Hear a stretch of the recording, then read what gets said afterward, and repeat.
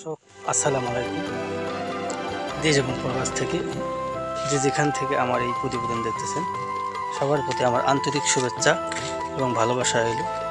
আলহামদুলিল্লাহ, আশা করি সবাই ভালো আছেন। আজকে আমি চলে আসলাম আমার ইন্দোনেশিয়ান স্মার্ট নেপিয়ার হাইব্রিড ঘাস জমিতে। আপনারা দেখতে পাচ্ছেন ঘাসটার খুব ভালো ফলন হয়েছে এবং বাম্পার ফলন হয়েছে। ইন্দোনেশিয়ান স্মার্ট নেপিয়ার হাইব্রিড ঘাস, যে ঘাসটা আমি আজকে দেখাবো আপনাদের, এই ঘাসটার নাম হচ্ছে ইন্দোনেশিয়ান স্মার্ট নেপিয়ার হাইব্রিড ঘাস। গরু, ছাগল, গাড়ল, ভেড়া খাইতে খুব স্বাচ্ছন্দ্য বোধ করে এবং পছন্দ করে। আপনারা দেখতে পাচ্ছেন কীরকম ফলন, আপনারা দেখেন সুন্দর ফলন। আমি অবশ্য প্রথমত এই ইন্দোনেশিয়ান স্মার্ট নেপিয়ার ঘাস আমার খামারের জন্য চাষ করছিলাম, প্রায় 10 কাঠা জমিতে, প্রায় 25 শতক।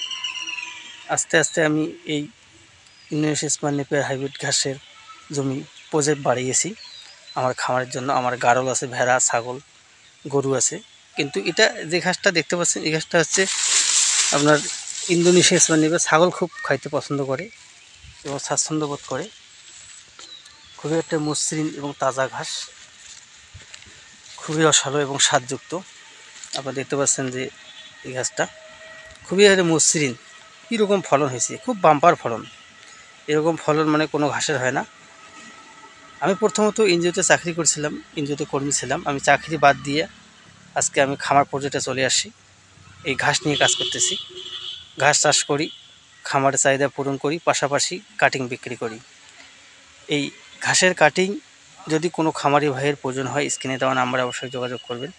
এবং স্মার্ট নেপিয়ার ঘাস এবং জারা ঘাস, অজানা হাইব্রিড যত ঘাস আছে, ঘাসের আপনারা পরামর্শ নিতে চান তাহলে আমার সাথে যোগাযোগ করবেন। যদি কোনো খামারি ভাইয়ের এই ইন্দোনেশিয়ান স্মার্ট নেপিয়ার ঘাসের কাটিংয়ের প্রয়োজন হয় এবং পরিপক্ক ভালো মানের কাটিং যদি সংগ্রহ করতে চান, তাহলে অবশ্যই আমার স্ক্রিনে দেওয়া নাম্বারে যোগাযোগ করবেন। আমরা সারা বাংলাদেশ কুরিয়ার সার্ভিসের মাধ্যমে এই ইন্দোনেশিয়ান স্মার্ট নেপিয়ার ঘাসের কাটিং বিক্রি করে থাকি। আর যদি কোনো খামারি ভাই ঘাস সম্পর্কে পরামর্শ নিতে চান, তাহলে এই ঘাসের পরামর্শ নিতে পারেন। যদি কথাগুলো ভালো লাগে, ভিডিওটি ভালো লাগে, অবশ্যই এটা শেয়ার করবেন। আর চ্যানেলটা দয়া করে আমার সাবস্ক্রাইব করবেন এবং কমেন্ট করবেন। আপনাদের সুস্বাস্থ্য কামনা করে এখানে শেষ করলাম। আসসালামু আলাইকুম।